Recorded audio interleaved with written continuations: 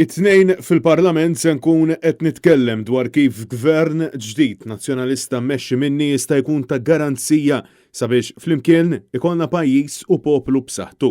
Sostna dan il-kap tal-Oppożizzjoni u tal-Partit Nazzjonalista Bernard Grech f'attività politika l ħadd filgħodu f'Ħal Balzane fejn insista li pajjiżna jeħtieġ politika reali u mhux tal-bżar fl-għajnejn, politika illi verament tpoġġi lil bniedem fiċ-ċentru tagħha.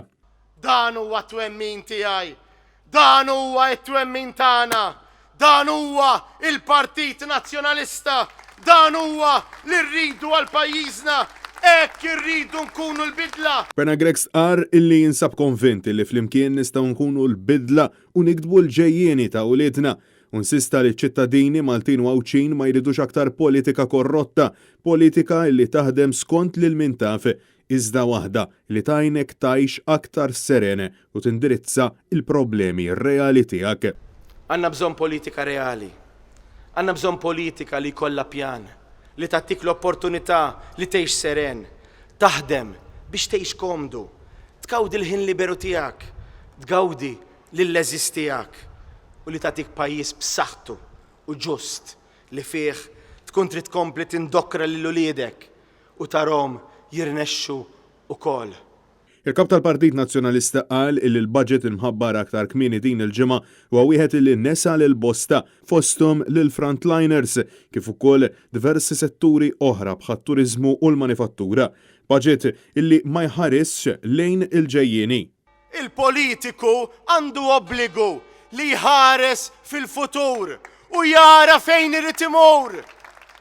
Għandu obbligu li jara fejn irid jieħu lill-poplu. Għandu obbligu li jara fejn irid jieħu lil pajjiżu. Għalhekk il-politiku jintażel. Bernard Grech appella lil poplu sabiex ma jħalli lil ħadd jikkondizzjonah u insista sabiex nindirizzaw il-verità dwar ir-realtajiet li qed jaffaċċjaw il-familji Maltin u Għawċin.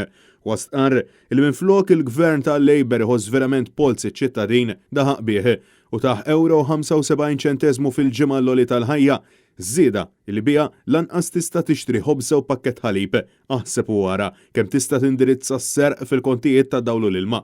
Fil-waqt li tenna li gvern ġdid nazzjonalista jagħti lura l-flus kollha li nsterqu minn dawn il-kontijiet, Bernard Grech insista li dan il-budget wara biċ-ċar li l-unika soluzzjoni tal-gvern biex il-poplu jilaħħaq mal-għoli tal-ħajja kienet illi joħroġ lin-nies jaħdmu bl-overtime. Pajjiżna jrid jagħti priorità lil bilanċ bejn il-ħajja u x-xogħol. U mhux jisfurzak taħdem l-overtime biex tlaħħaq mal-ħajja, jew iċaħdek milli tqatta ħin ma' wliedek. Għaliex int ħaqqek li toħroġ minn darek u tgawdi spazji miftuħa u ambjent nadif.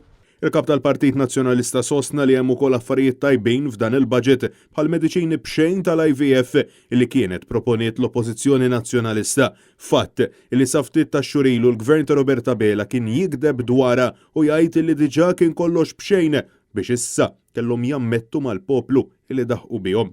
Intant Bernard Grech tkellem ukoll dwar ix-xandir nazzjonali u insista li l-poplu ma jistax jibqa' jaċċetta l-gideb illi jitimgħu bħala verità. Għalaqstant insista sabiex kulħadd jibda isemma leħnu. Bernard Grech saħaq illi preżentament il-legat tal-Prim Ministru Roberta Bela huwa illi qed idejjen lil pajjiżna €4 miljun kuljum u dan huwa dak illi se jħalli lil uliedna.